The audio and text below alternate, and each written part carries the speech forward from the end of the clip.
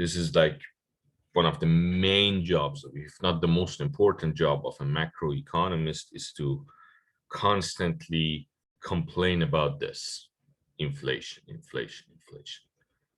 Not that like anybody cares, but the thing is, if an economist constantly complains about inflation, folks who are printing money all the time would at least feel bad about it. So, what is money? Imagine 10, 100, thousands of years ago. I don't remember exactly when my great, great, great, great, 100 times more great grandfather lived in a cave and made a living by hunting mammoths. Every morning he went to work. My great, great, great grandmother probably gave him his spear and kissed him. He went and hunt mammoths, got all the tusks and meat, but then he also needed clothes. So the neighbor, the next cave, they hunted tigers and got the pelts. In order to trade with one another, they only had one option, and that was barter. I give you my mammoth tusk, you give me my tiger pelt, your tiger's pelt. That's how they managed to run this basic form of social life as a group of people. Over time, they decided, you know what? Let us switch to something that's not really useful, but it's so rare that we can assign a value to it, and it can't be just created out of nowhere. Something like a rare metal, like something that those, remember those shiny things you saw in the river? They're very rare, those yellow shiny pieces of metal. Let's switch to those. I give you one shiny piece of golden metal, which is gold, and you give me, let's say, one mammoth tusk. That would be the price of that mammoth tusk. And this continued over centuries and centuries and centuries. That golden piece of metal, those rare metals, depending on the place you were, if you were in India, they have lots of gold, so they used gold. And in Persia, they also, like we used to have gold, like we have gold. And we also have silver, but not much from any of them. But if you were in England, you had lots of silver. So in England, for example, they used silver a lot. In fact, in history, there was this recording of the first time that there was this diplomatic meeting between the Great Britain representatives of the British Empire and Persia. And Persians considered British as very poor and cheap because they gifted them with silver. We didn't know that the English, they're very silver abundant in that region. So this was actually recorded, and they were like, these folks are very poor. The king's scribe wrote it that the English are a very poor people because they couldn't give a gift of gold. They just could give a gift of silver. So depending on geography, these currencies were different. That's a currency. Now, the money is an asset that is generally accepted in payment for goods and services. The rare metal, the beads. Some tribes use these giant wheels of a stone. It's hard to produce them, so you can't just create them. Very important. It should be very hard to produce them. So that instead of going to work, I just sit at home and start printing money. That doesn't work. And money should be a fixed, very hard to produce thing so that it can has assigned value. It's generally accepted. And then in each region, because of the geography of that region, you have a different unit for it. You have a different currency. Money is not the same as wealth. Wealth are things. I have a car. That's part of my wealth. This laptop, this tablet, this is mine. The laptop is, I think it's the department's laptop. This tablet is mine. This is my personal wealth. But also my money is part of my wealth. The cash I have in my pockets is part of my wealth. The actual collection of property that serves as a store of value, So wealth are all the value that I have. Income, it's the flow. What's being added to my wealth every 2 weeks, for example. Income is when you remember that talk about flow and stock, the bathtub. If you turn on the water, that's the flow. How fast water is filling the bathtub. That's the flow. But the entire amount of water that's already in the bathtub, that's the stock. But currency and money. Now, these are examples of money used by old and ancient tribes. Beads were used by Native Americans, and I visited New Orleans, and I'm pretty sure they're also using it in New Orleans, especially during Mardi Gras. They really like those beads. Tobacco and whiskey used by early American settlers. And also in Soviet Union, vodka was used as a currency. I read somewhere. You see, these are things that are rare. They don't have any special value. They're not like used that much, at least that often, and everybody accepts them. Big stone wheels used by residents of the island of Yap. Big stone wheels, giant stone wheels. They're hard to produce. You can't just produce a lot of them overnight. And cigarettes used by the POWs during World War II. Cigarettes, again, limited supply. Everybody wants them. And they can be used to exchange for, I don't know, a pair of shoes, or a pair of boots, or like a notebook or anything. Now, money has three primary functions. It's a medium for exchange. You can use it instead of barter. It's a unit of account. It should be able to be counted. Everything should be able to have a number, a numerical value. It's a store of value, so that if you add them all together, you can assign a value. This is very important because in economic thinking, for example, when we talk about environmental policy, you don't say, let's protect the environment because I really like polar bears.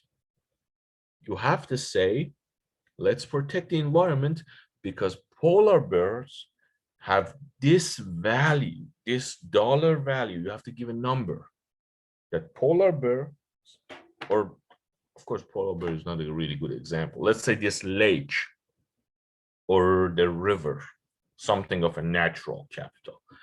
It has this monetary value every year for fishing, for example. Every year it gives you $10 million fish. And also people use it for tourism. So that's another 10 million.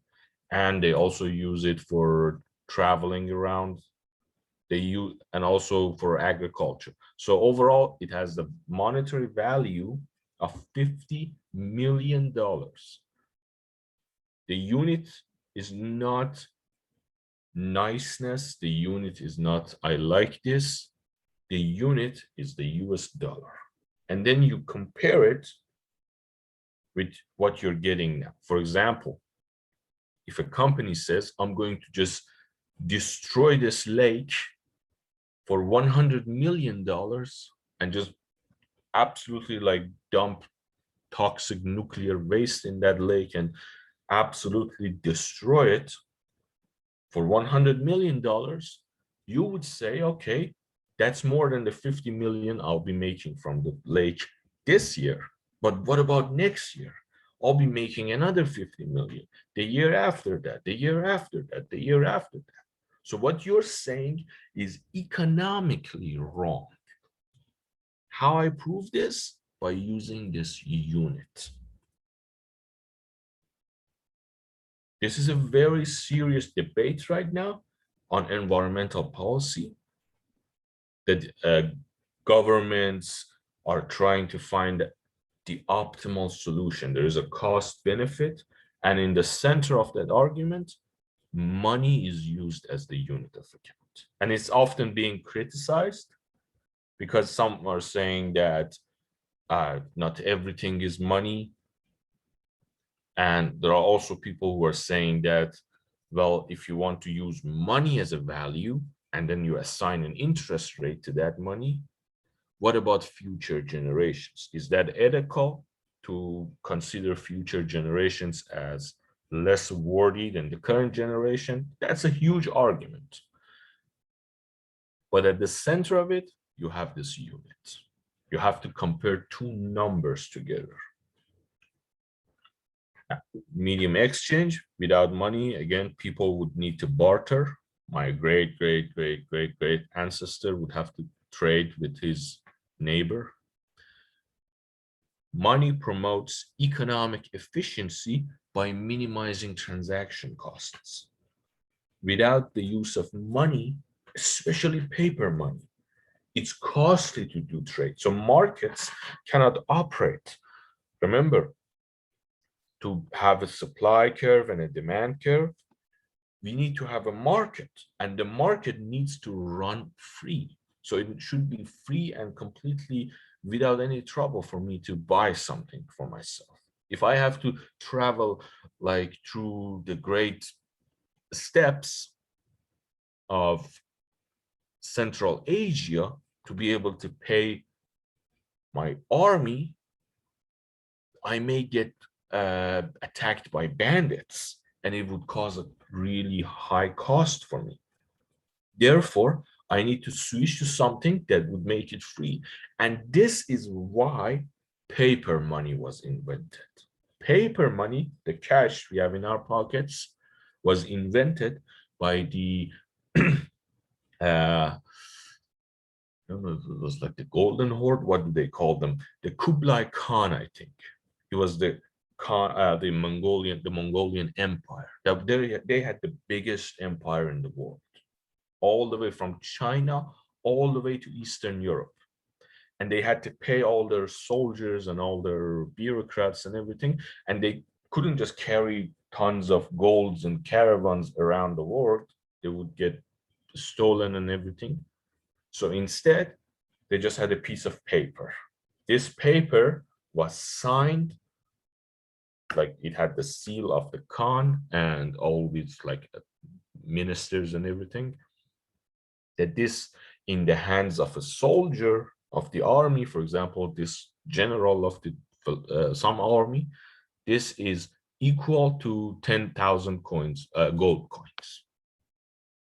And if you take a dollar bill or any other currency today, you can see that it's signed by either the head of Federal Reserve or central bank or a president or a finance minister, someone in the government. So we still have, like, after almost 1,000 years, we still use that tradition, that this paper, this is without the signature of the government, it's worthless.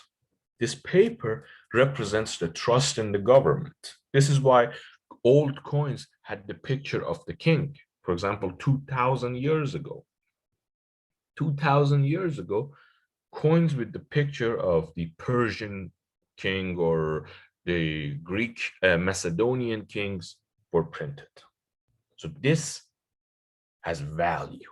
The Roman emperor, for example, because this picture has value, has legitimacy, has like respect. So, and it would remove the transaction costs. And of course, now you can imagine why we have all these online payments to remove the transaction costs even further. Why Amazon is very successful, because Amazon managed to find a way to remove transaction costs even further. I don't need to drive to the bookstore. I can just take my phone and while I'm listening to music, buy what I want. No costs. That's the brilliance behind Amazon. Transaction costs. Unit of account, we talked about this. It should be a number that we can compare. We measure the value of goods and services in terms of money as we measure weight in pounds and distance in miles. Of course, we are only Americans. The rest of the world, they use kilograms and kilometers. That's a joke I had to make. But yeah, it needs to be a number. So you have to compare these numbers together. And this is also the value of natural capital, something that is today gaining importance. You have to compare the value of the nature if you're about to destroy it. It's not like 1800s when we just cut the entire forest and like deforest an entire region. Now we have to also consider the damage that is being caused by deforestation, and it's used as the value of that natural capital. And of course, as a store of value, saves purchasing power from the time income is received until the time it is spent. Money as a medium of exchange makes money the most liquid of all assets. It can be easy. What do we mean by liquid? It's the ease of movement. It does not have to be converted into a medium of exchange to immediately make a purchase. So I'm not sure that would be a right example, but if you consider Bitcoins and cryptocurrency today, they can have this better than country's currency. Because if you want, for example, if you have US dollars in your pocket, and if you go to China, you have to convert it to yuan, to their currency. But if you have Bitcoins, Bitcoins are Bitcoins everywhere. So the Federal Reserve System and the control of the money supply. The money supply is the amount of money in the economy. How much money is circulating in the economy. The key players, of course, in every country, you have different rules, you have different policy making entities. In the United States, you have 12 Federal Reserve banks all across the nations, and they also have like a board of governors, the Federal Reserve System, or the Fed. These folks, they make the decision on the money supply, the inflation rate. Federal Reserve banks are involved in monetary policy. Monetary policy, money supply. 5 of the 12 bank presidents on rotation basis each have a vote in the Federal Open Market Committee. These are, again, different laws and regulations. You don't need to worry about them. I won't give you questions about these like technicalities, but I need you to know, because there are like very important political things behind each one of them. Each one of them comes from somewhere. they have different interests. So that's the way they make decisions. Like, for example, I think some of them, yeah, come from the south, some of them come from the north, some of them come from agricultural states, some of them come from industrial states, some of them come from California, which is a very high-tech, very like a different kind of a state. But for example, Texas, it's an oil and agricultural and industry state, which is switching to high tech very rapidly, and they have different interests. As head of the Federal Reserve System, which has 7 members, it is headquartered in Washington, D.C., each government appointed by the President of the United States and then is confirmed by the Senate. The chairman of the Board of Governors serves a 4-year renewable term. So I told you the story of like these fights that the presidents with their heads of Federal Reserve and central banks have. And it's the same all over the world, over the interest rate and inflation rate, which would be created from the interest rate. Chairman of the Board of Governors presides as the FOMC chairman. Yeah, and also in other countries as well. The European Central Bank, for example, is a very good example because it's very close and similar to the Federal Reserve, but it overlooks the entire Eurozone. It's for the European Union, the Eurozone specifically. So it's pretty much similar to the Federal Reserve. Instead of each state having like some say in that, there are European countries, for example, Germany, France, Italy, countries that are in the Eurozone. It's run by an executive board. National central banks, they have a completely different policy. National central banks, each one of them has its own set of like system. In many countries, they're completely controlled by the head of the political system, the president or the prime minister or the monarch, king.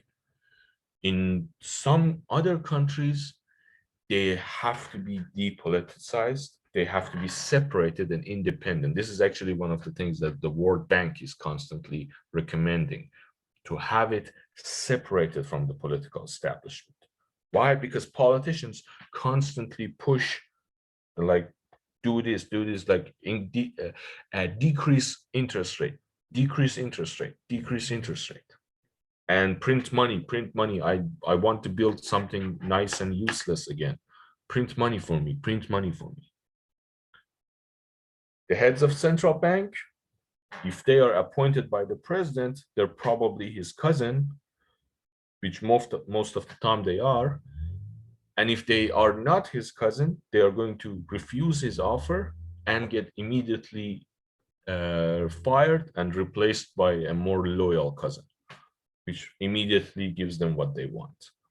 So national central banks, they have a very different and very vulnerable system. Of course, I wouldn't say that the Federal Reserve and European Central Bank don't have all these vulnerabilities, but at least in the past few years, they showed that they are willing to fight and they are willing to stand their ground, which was very nice to see. Its governing council comprised of the executive board and the president of the national central banks for Europe.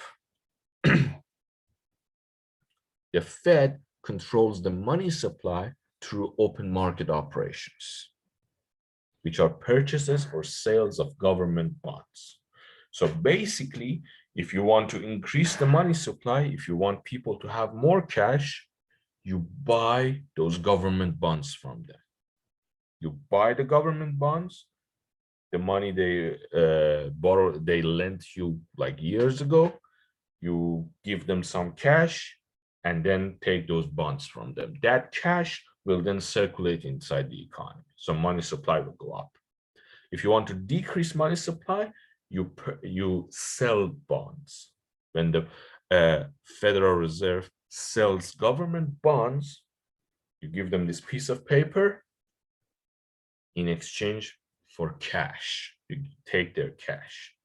If you want to learn about bonds without having to read a finance book or something, try to watch this movie, The Flags of Our Fathers. It's a Clint Eastwood movie. 10 out of 10, I recommend this. It's like a beautiful movie. I really love that movie. And it's all about these government bonds. There are some soldiers from the Battle of Iwo Jima, and these are like heroes, the famous Marine flag, which is being risen. The same folks, they're coming back into the United States, and they go around the country, meet people, and give them like autographs and everything. And they ask them, would you please be kind enough to purchase these government bonds? Give some money to the government because the government needs money to run the war. So the whole system of government bonds, very well made. Yeah. Different measures of money, M1 and M2. M1 are the most liquid ones, just cash and like currency, traveler's check, demand deposits, and checking account deposits. Money that is in your checking account, money that is very accessible. You just constantly are spending it. Be careful, because credit, not money. When you're purchasing on your credit card, you're not spending money, you're borrowing money. That's a different story. It's the credit card company which is purchasing that for you.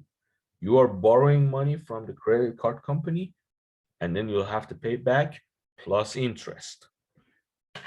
It consists of M1 plus money market deposit accounts. Money market mutual fund shares, the M2 is less liquid, and it consists of everything now. It consists of M1, the most liquid one, the cash and checking accounts, money market mutual fund shares, saving accounts. If you have a bank account, you have a checking account and a saving account. Checking account is M1. Saving account and checking account together are M2. And saving deposits and certificates of deposit in denominations of less than $100,000. Again, these laws, they change whenever they need to. They change their definitions and their like thresholds. This is nice to see.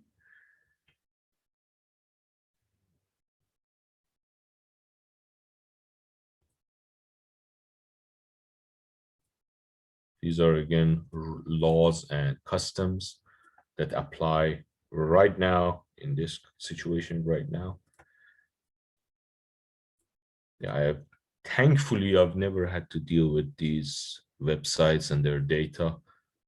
My research doesn't have anything to do with the central bank, thankfully, because probably if I write a paper on this or work on this, I'll be asking them to just shut down the central bank, just close it.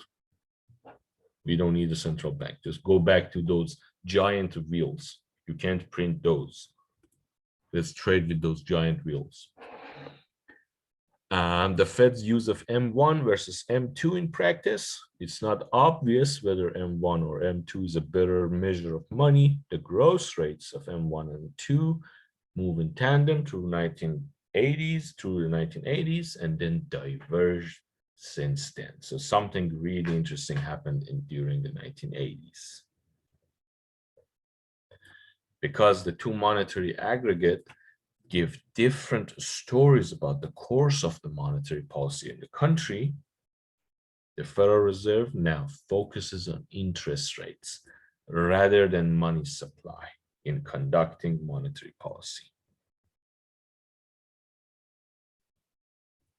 So today, the Federal Reserve, instead of buying and purchasing bonds, but through and controlling the money supply through buying and selling bonds, instead they focus on interest rates. Growth rates of M1 and M2. Let's go to 1980. You can see that before the 80s, they were always like, almost always work together. Yep, you can see that during this tiny financial crisis, they also fell together and they've risen together. But then in the 80s, the two changed. M1 is going up, M2 going down. Now, can somebody give me a very simple explanation of what happened in the 80s? You've seen this in the last chapter when we talked about consumption and the other option. If you have money, you have two choices. You have two options.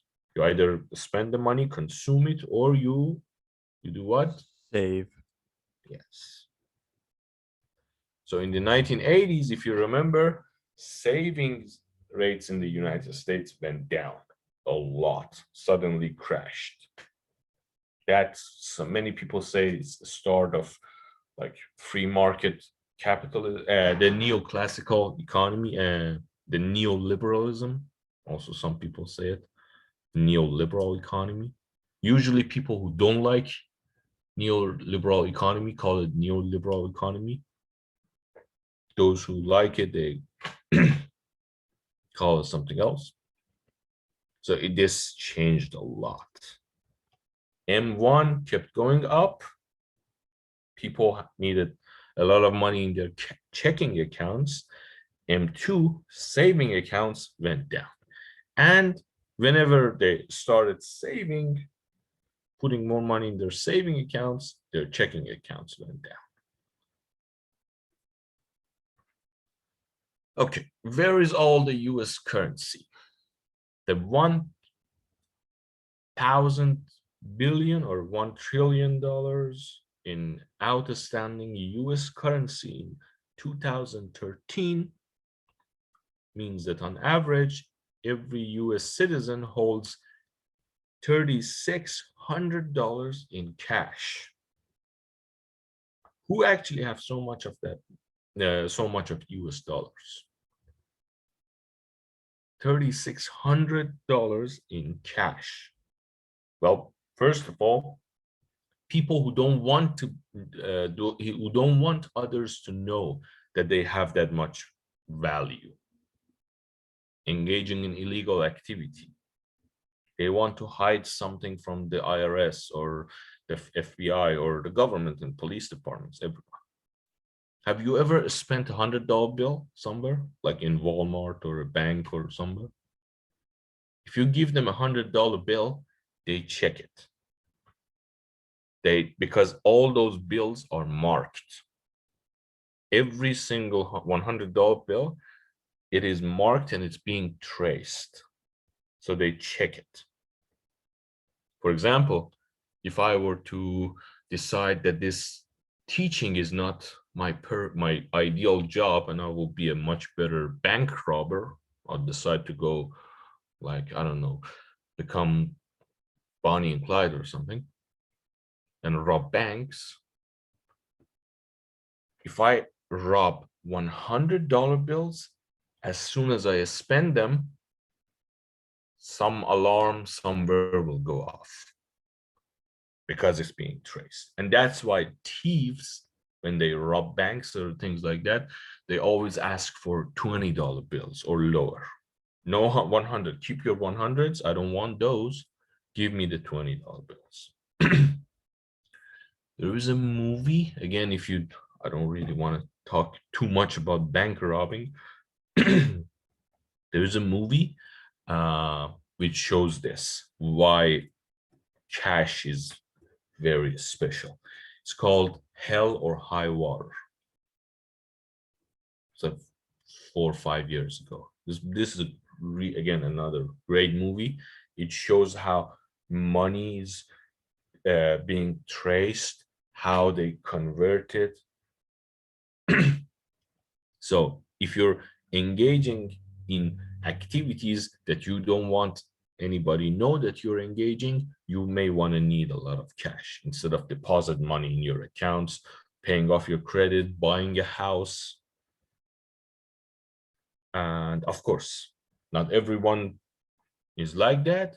Mostly people who have cash are foreigners. And also those who live in countries with high inflation. If you live in Iran, for example, Iran always has a high inflation. We have a super big government with like expenses. They just burn through money like there is no tomorrow. And they keep printing that money for like 30, 40 years. They just keep printing. And people are used to it. So people hold cash, US dollars, in their homes. If they want to keep liquid currency, they don't put the money in the bank unless they don't know what they're doing. They keep cash in a mattress or a pillow or somewhere hidden, US dollars. Because if you put your money in the bank and the country has high inflation, your money will be worthless. For example, my mom, she's a retired high school teacher. She has a lot of money saved and she keeps them in the bank like a good citizen. And now all that saving is probably worse than isn't even worse like this tablet. It's worthless. Why? Because high inflation devalues the money constantly. So those people who know how the system works, they are financially clever, they keep US dollars in their houses, which is a very special thing. Like I think in Iran right now we have like a couple of $billion of US cash just in people's houses. That's people's liquid. They just keep it, and whenever they want to spend it, they just convert it to the local currency and then spend it. The local currency is like something very dangerous because it's constantly being devalued.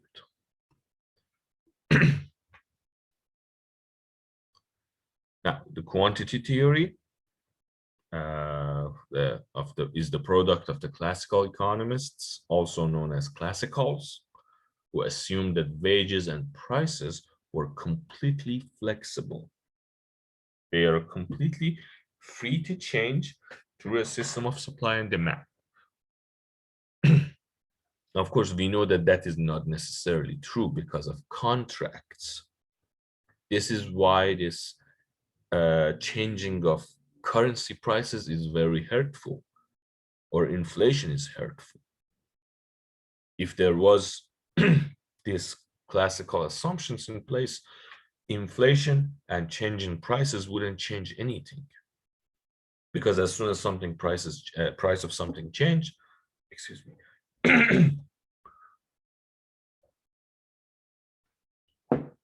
as soon as price of something changed, it would just, the market would readjust itself.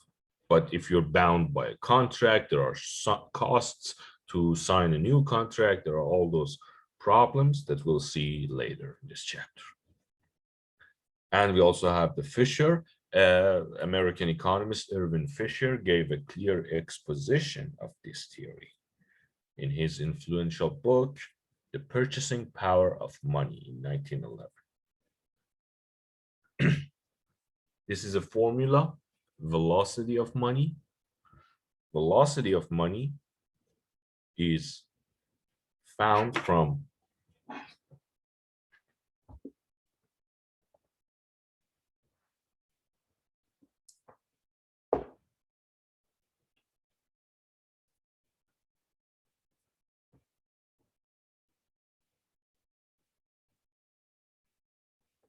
velocity of money is found from what's M, I think. Yeah.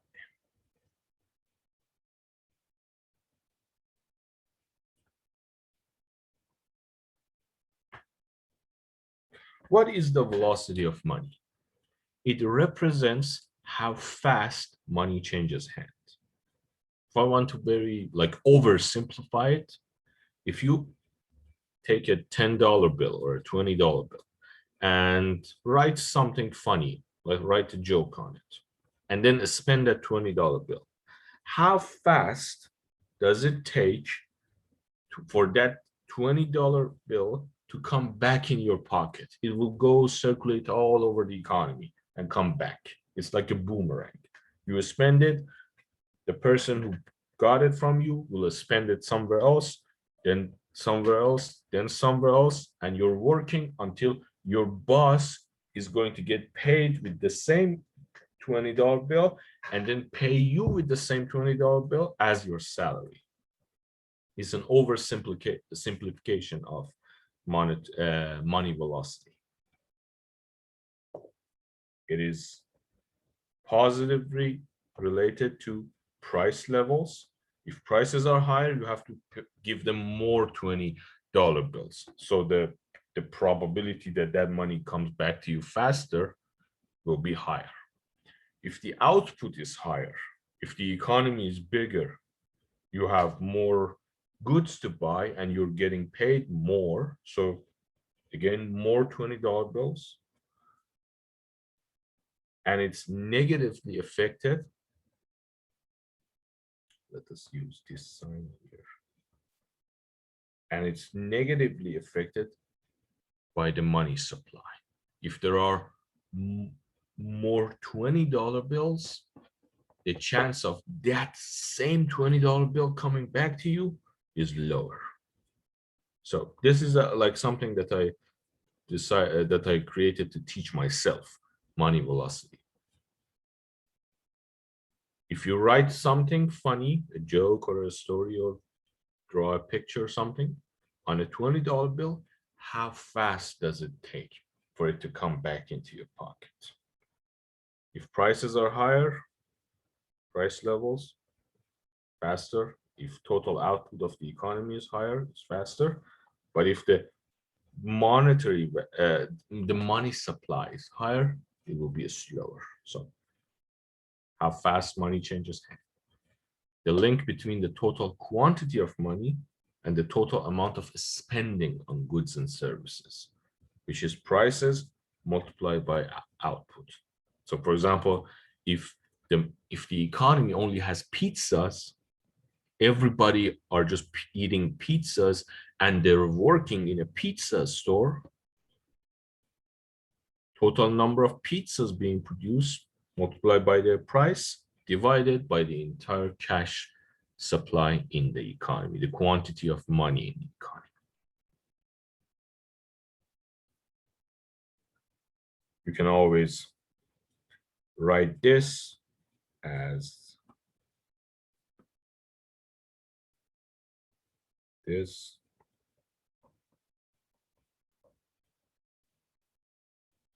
On your exam, you should probably see a bunch of questions, like one question that if this goes up, what will happen to this, for example, if this is held constant. That would go down if that went up. Yeah. So, of course, it's because you answered me correctly, that means you are very good. So I'll have to make the exam question much more harder. Oh, no. No, just joking. Now, the demand for money is the quantity of money that people want to hold. how much money people demand. And of course, because governments, they really care about what people want, they try to adjust their supply of money just to meet that. They don't want to print money out of nowhere and devalue the currency. They just want to help us. They like us. The demand for money is the quantity of money. I forgot to do this. Now, the demand for money is the quantity of money that people want to hold. Demand for money can be obtained from dividing the equation of exchange by V.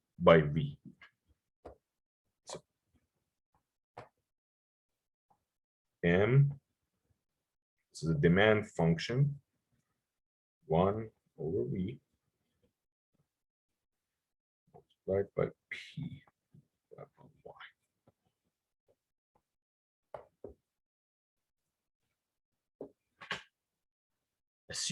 Let's assume that the money velocity is constant, the demand for real money balances would be just divide the money price, the money quantity or money demand by price levels, and you'll have a constant divided by Y, which is the constant is just that 1 over money velocity or inverse of money velocity. According to Fisher, V is fairly constant at 1 over V in the short. Sorry, not 1 over V. This is V bar. We just assume it's a constant number. It's exogenous. It's given. This transforms the equation of exchange into the quantity theory of money. Nominal income is found solely by movements in the quantity of money. Again, nominal income. Remember, nominal versus real interest rates? Nominal, not really important. You care about real. We're not talking about real income. You won't be able to change real income of people, how well they're living, by changing money supply. No politician can wake up in the morning, call his cousin at some central bank and tell him that print more money, I want my people to be richer. That's not how it works. We're talking about nominal income, not real income. Income, interest rate, all these that have nominal and real, they're like your friends. You don't care about nominal friends, you care about real friends. So nominal income, again, not important. It's just a number, it's just on a piece of paper. Nominal income, therefore, it's just a number that is found by the quantity of money. It doesn't represent your standard of life. We have this joke back home. It's called poor millionaires. Like 10 years ago, we used to joke that yeah, all these folks who live on the street, they're millionaires. They have like 1 million our currency worth of stuff. And now that joke is upgraded to poor billionaires. If you have like a house, or if you have like a shop or something, you're a billionaire. Just if you have like a very bad house just in the middle of the city, somewhere not in the middle of nowhere, just in a city, if you have just a house, an apartment, you're a billionaire, but you're poor. Why? Because that's nominal. On paper, you're a billionaire. In reality, you're very poor. Now, classical economists viewed wages and prices again as flexible. There is no contract, there is no fixed unit, at least for a period of time, so that prices of goods and services and factor prices would fully adjust to the level that equates the supply and demand for a particular good or service in the long run. In the long run, there's a complete separation between the real side of the economy and the nominal side. The amounts of goods and services produced in an economy in the long run is not affected by the price level. Prices are just numbers. Prices are just numbers on a piece of paper.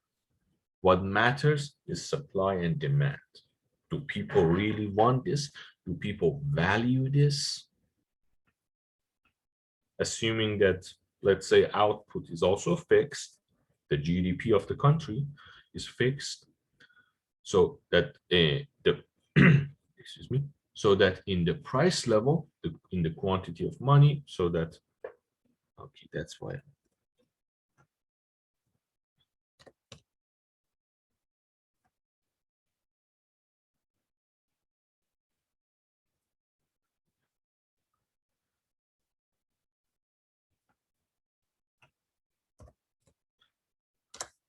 If you assume that output is an exogenous term, it's just a given, it's fixed, the price level, it is now just related to the money supply.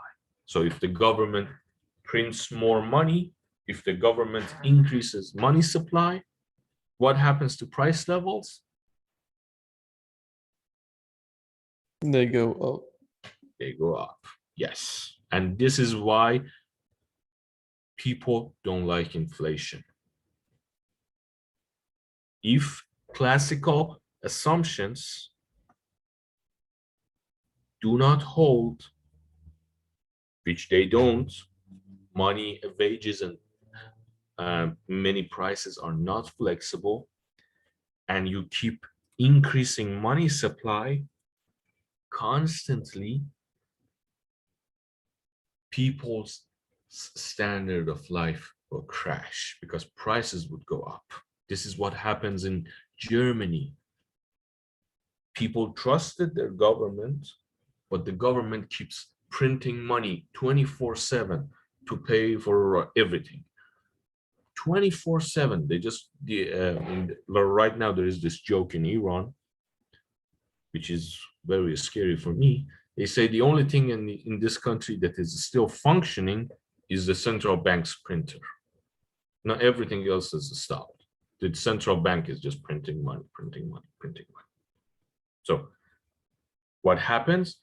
Prices keep going up and going up and going up. And if you're bound to a fixed contract until you get adjusted and you have an increase in price and your wages, your standard of life will crash. This is what happened in Germany. People couldn't afford to buy food anymore.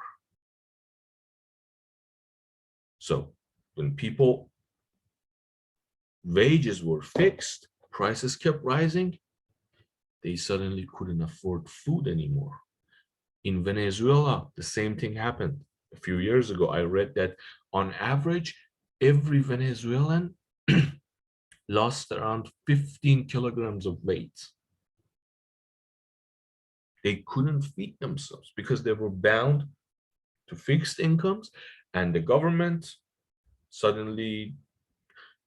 had all these free stuff, free things here, free things there, here, everything for my cousins. I buy you a nice car, I buy you a house. You, in exchange, you support me politically.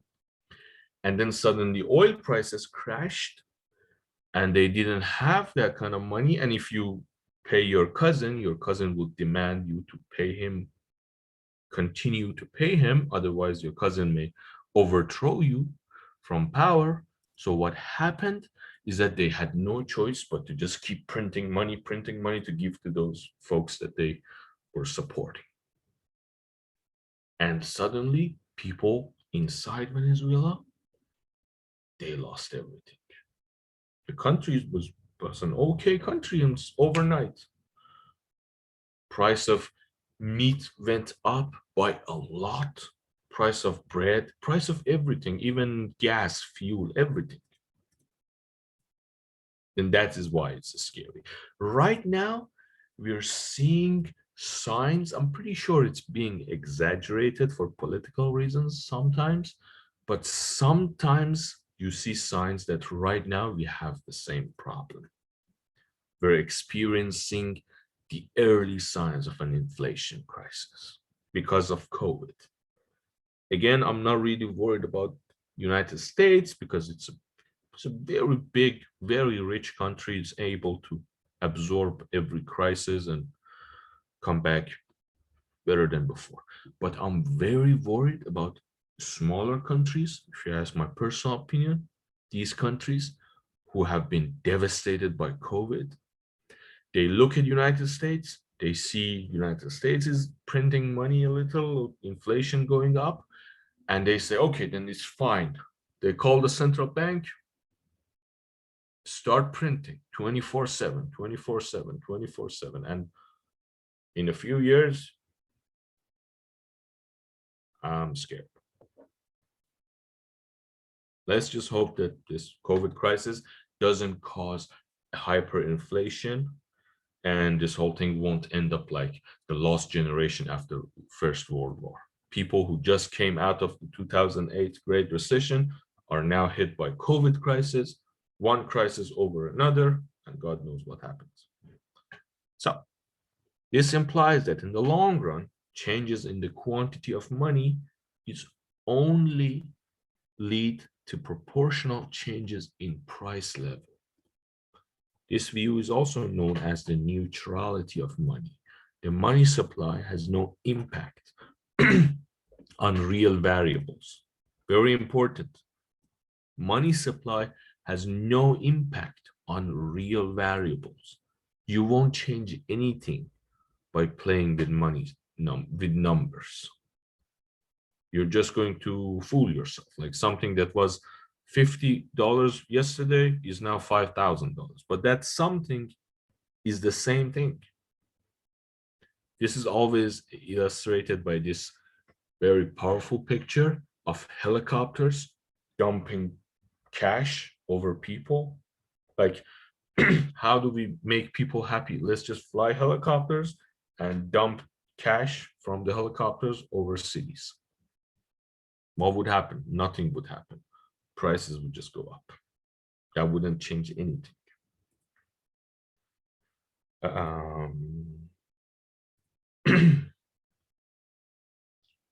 Let me just before we talk about inflation, of course, this idea that neutrality of money has no impact on real variables, it's very serious, but it's often ignored, and often political movements try to find some miracle solutions. For example, in Greece, after 2008, there was an extreme right-wing party that they said, you know what, we just leave the European Union and we just, if we win the election, we just leave the European Union so that we're not bound to their money supply, which we talked about the laws and regulations of that European Central Bank. And in exchange, we're just going to increase money supply to get rid of all our debts. Because money supply has no impact on real value variables. If we owe $10 billion to people and we make $10 billion worse as $1 million, we're going to end up only owing them $1 million. So the theory was to keep printing money, and reduce government debt to a really low level. Not by paying people back their money, no, by making the money lose its value. You see, that was the go round. That was the trick. And of course, the last time somebody tried that in Europe, the entire world was destroyed. So as soon as they said that, everybody was like, no, thank you. You just don't, we're not going to vote for you. Just please sit down. Let us think of something else. Last time, the species almost went extinct because we did that. We're not going to do that again. And what's scary is that I read an article that this neutrality of money miracle work is now being proposed for the US government's debt. And I prayed that just please, God, please don't make them think about that. So you can print money and increase price levels at the same time. You can devalue all your debt to people. When price levels go up, who wins? The person who owes money to others. If you're not doing good on your credit cards, if you owe the credit card company, let's say $10,000,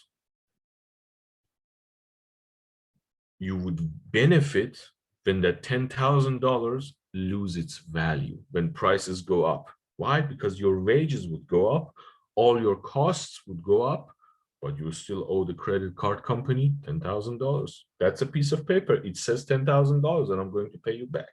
The government is doing the same in those circumstances. They're just saying, I owe you $1 million.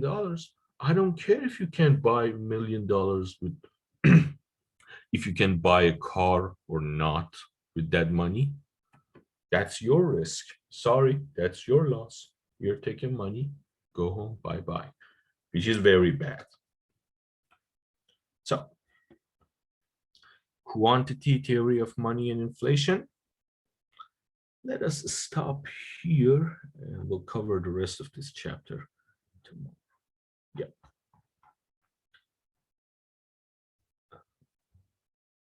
Let me just talk about hyperinflation before getting into this detail. Now, as you can see, relationship between inflation and money growth. Inflation is the overall increase in price level, how fast prices are increasing. That's the inflation rate. When you see inflation rate is 2%, that means prices are going up 2% every year. If the inflation rate is 100%, that means prices are twice the prices of last year. Nothing else changed, just price levels. And as you can see, inflation and money growth rates, they're completely linear. They're almost exactly on the line. As you increase inflation, as you increase money growth rate, inflation rate would go up. Money growth rate, again, you can see that they're moving in the same direction, except for when there is a huge financial recession, crash, a financial crash, like in 2008. When there is a huge financial crisis, you'll have a negative inflation rate because people don't spend money. The economic activity will just crash. And hyperinflation, this is the last thing I want to talk about today. Hyperinflation, it's when the government just loses its mind and inflation, it just goes out of hand. Like you start with like 50% per year, that's a very high inflation rate. But if it gets to 50% per month or over 1000% per year, that means the government has just lost control. And like what happened in Germany, the government has just lost control. They're just printing money and like everything is a joke. People don't trust the government. They have lost trust in every institution. It's really, really bad. Whenever you hear hyperinflation, just run, because it's almost always something horrible happens after hyperinflation. When inflation rate gets to be bigger than 1000% per month. The last example, in Zimbabwe, the government had this spending all these projects, they always like try to bribe people. Governments usually do that by giving them free stuff in exchange for political support, and they cannot fund those free stuff, so they have to print money. And at one point, always they tell themselves, we can keep it under control, we can keep it under control. But at some point, they may make a mistake, or the world may change. Oil prices, for example, may change. If oil prices crash, like happens in Venezuela, then they may lose control. And that's when hyperinflation happens. Zimbabwe, horrible. It was like really bad, very bad situation. The surge in money supply led to a rapidly rising price level. The inflation rate hit over 1,500% in 1 month, over 2,000,000% in 2008. Yep, that's, yep. Tomorrow I'll be talking about how inflation is found, and there are different theories about controlling inflation in macroeconomics. One of them is very funny, is that just hire conservatives. One theory that I really like is that just hire conservatives, because they are known to be conservatives, they have a reputation to maintain, so they will just keep inflation down. That was very funny when I saw that in my own PhD macro class. Okay, that's enough for today. If you have any questions, I can stay and talk to you. If not, see you tomorrow. Next class is Monday, right? Oh yes, today's Friday. Yes. Okay, Next I was just class. making sure. Yeah. All right, thank you. Thank you.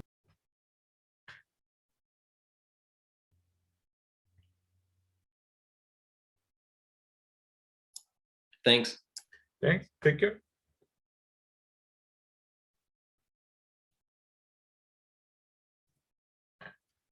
Thank you. Have a nice weekend.